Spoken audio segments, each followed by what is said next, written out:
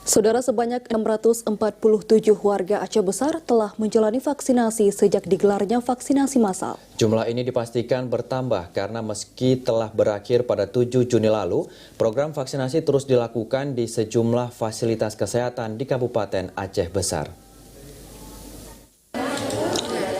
647 warga di Kabupaten Aceh Besar telah menjalani vaksinasi selama program vaksinasi massal. Mereka berasal dari berbagai kelompok sasaran yang umumnya pelayan publik, baik ASN maupun non-ASN.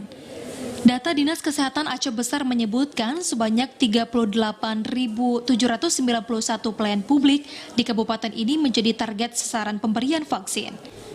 Jumlah itu belum termasuk kelompok lansia yang mencapai 31.882 orang sasaran. Selama pencanangan vaksinasi massal, hanya pelayan publik dari ASN, khususnya TNI Polri serta tenaga kesehatan yang telah menjalani vaksinasi dengan presentasi 100%. Sementara presentasi ASN dari Setdakap Aceh Besar dinilai masih kecil.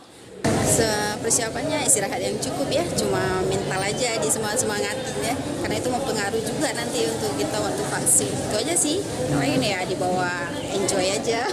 Capaian target vaksinasi di Kabupaten Aceh Besar dipastikan terus bertambah hingga akhir 2021 mendatang. Pasalnya, sejumlah fasilitas kesehatan terus melayani warga yang ingin divaksin, meski program vaksinasi massal telah berakhir.